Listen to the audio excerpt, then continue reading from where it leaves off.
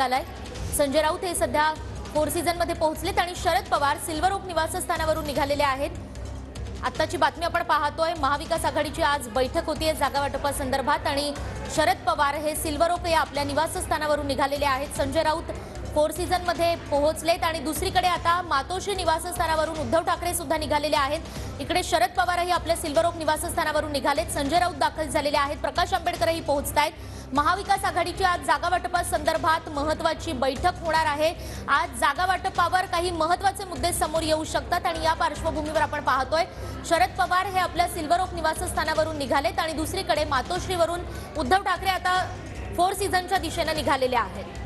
थोड्याच वेळात या बैठकीला सुरुवात होईल। कोणत्या मुद्द्यांवर चर्चा होते ते बघणं महत्त्वाचं असणार आहे।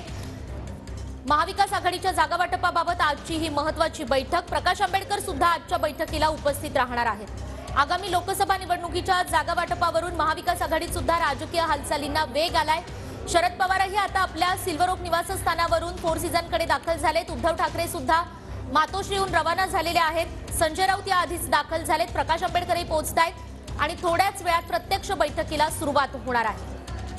जागा वाटपावर कोणकोणत्या मुद्द्यांवर चर्चा होते, कोणकोणत्या मुद्द्यांवर शिक्कामोर्तब होतं बघणं महत्त्वाचं असेल। आत्ताच्या या महत्त्वाच्या घडामोडी आपण पाहतोय।